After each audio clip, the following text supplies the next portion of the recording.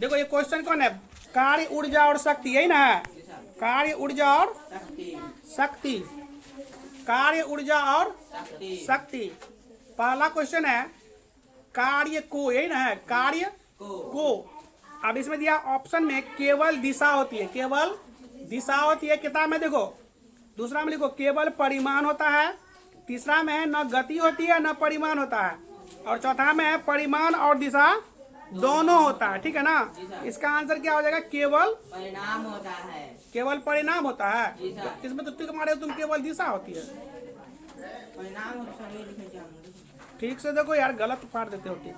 पहला आंखो केवल परिमाण होता है, ठीक है, तो है केवल परिमाण होता है, ठीक है।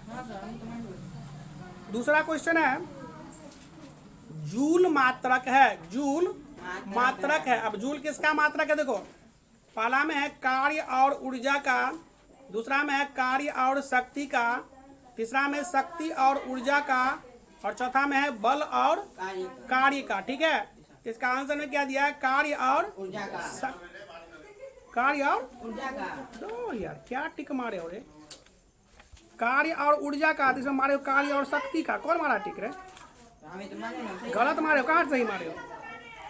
अगला क्वेश्चन है यदि किसी गतिमान वस्तु की चाल को दोगुना कर दिया जाए, यदि किसी गतिमान वस्तु की चाल को दोगुना कर दिया जाए तो पहला ऑप्शन में है उसका त्वरण दोगुना हो जाएगा, उसका भार दोगुना हो जाएगा, उसकी गतिज ऊर्जा दोगुनी हो जाएगी, और अगला है उसकी गतिज ऊर्जा चौगुनी हो जाएगी, यही ना है।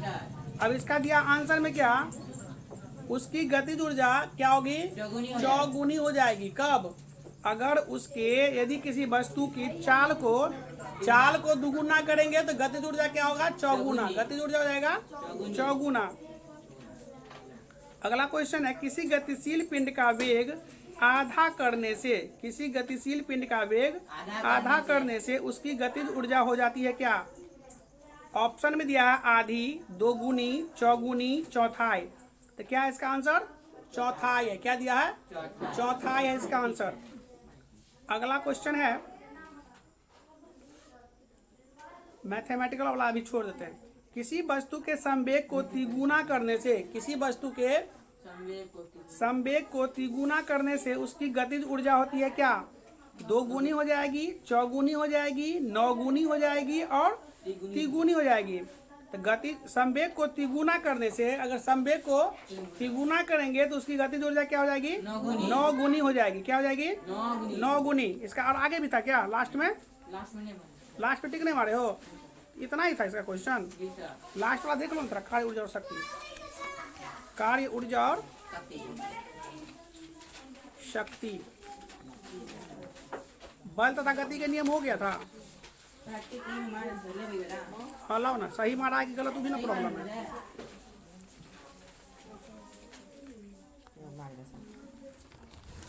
हटाओ।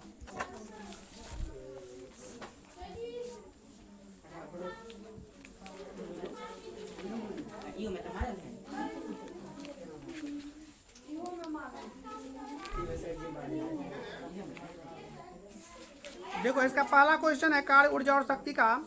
यदि किसी वस्तु पर आरोपित बल F1 बल की दिशा में वस्तु का विस्थापन S तथा संपर्क कार्य W हो तो निम्नलिखित में से कौन सही है।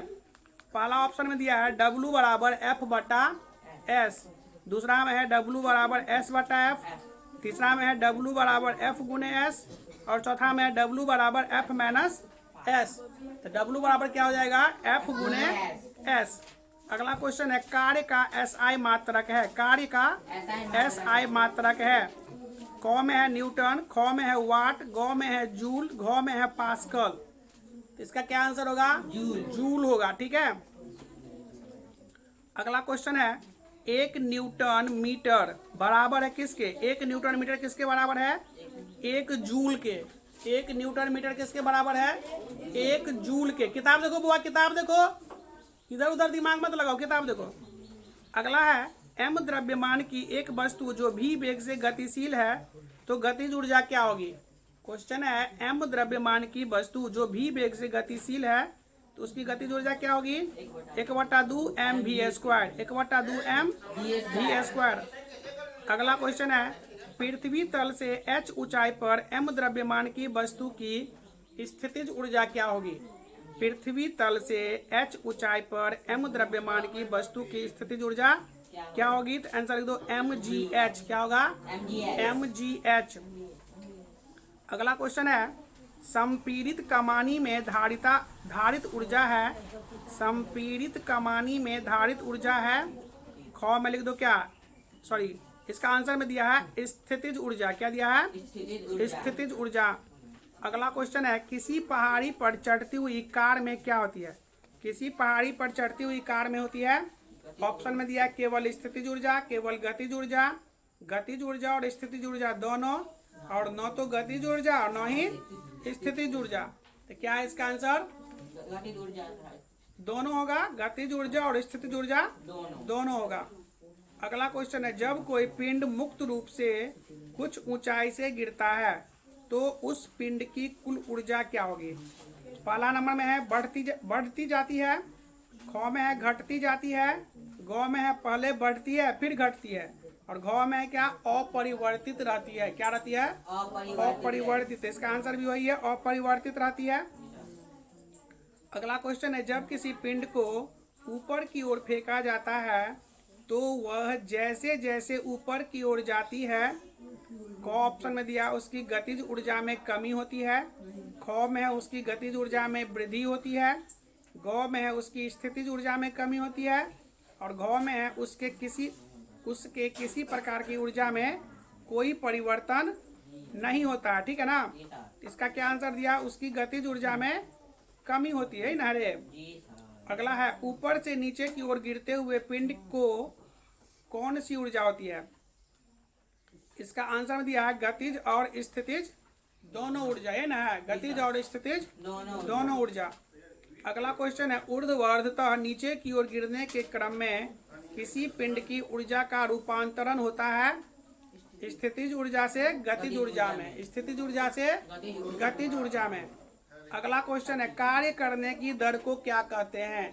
कार्य करने की दर को क्या कहते हैं? शक्ति कहते हैं। ठीक है। अगला है, शक्ति का एसआई मात्रक क्या है? शक्ति का एसआई मात्रक है वाट। याद कर लेना, ये जरूरी है। अगला क्वेश्चन होता है, 1 वाट बराबर है। 1 वाट किसके बराबर होता है? 1 जूल प्रति सेकेंड। 1 जूल प्रति सेकेंड के। अगला है, किलोवाट घंटा किस भौतिक राशि का मात्रक है? किलोवाट घंटा किस भौतिक राशि का मात्रक है? आंसर लिख दो ऊर्जा का। अगला है, 1 किलोवाट कितने जूल के बराबर होता है? 1 किलोवाट कितने जूल के बराबर होता है? आंसर में दिया है 3.6 गुने 10 के पावर में 6 जूल। 3.6 गुने 10 के पावर में 6 जूल। अगला क्वेश्चन है, एक दूर इसको छोड़ दो। अगला क्वेश्चन देखो, इधर तो मैथमेटिकल सब है लमसम है। इधर क्वेश्चन है, जब पृथ्वी तल से किसी वस्तु की ऊंचाई दोगुनी कर दी जाती है तो उसकी स्थितिज ऊर्जा हो जाती है क्या? पृथ्वी तल से किसी वस्तु की ऊंचाई दोगुनी कर दी जाती है तो उसकी स्थितिज ऊर्जा भी दोगुनी हो जाती है। क्या होती है? दोगुनी हो जाती है। इधर तो ये सब मैथमेटिकल है, बस इतना ही था इसमें, और तो मैथमेटिकल तो सॉल्व करोगे तब बनेगा। ठीक है, आज इसको यहीं तक रहने दो, फिर